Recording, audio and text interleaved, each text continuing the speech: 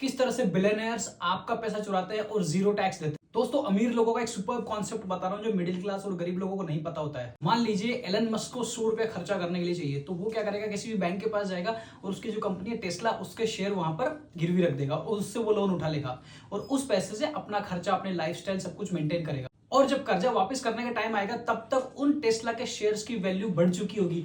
फिर वो उस बढ़ी हुई वैल्यू को लेके किसी दूसरे बैंक के पास जाएगा और वहां से ज्यादा बड़ा लोन उठा लेगा और जो पैसा आएगा उससे पुराना लोन चुका लेगा और जो बचा पैसा उससे फिर से अपने लाइफस्टाइल फंड करेगा, मौज मस्ती मारेगा, एटसेट्रा। और ये साइकिल चलता रहेगा। अब यहाँ पर तीन बातें आती है।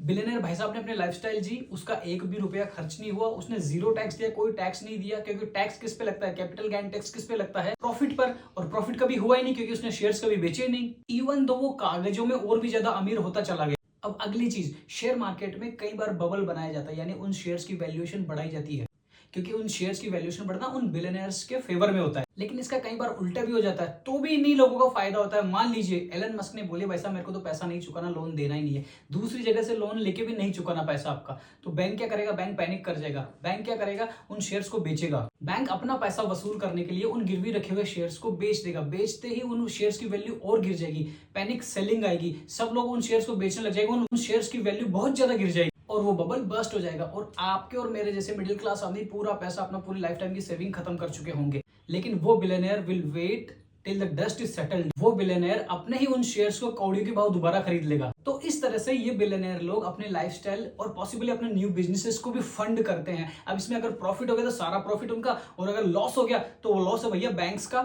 यानी टैक्स पेयर्स मनी या डिपोजिटर्स मनी, इन शॉर्ट हमारा पैसा।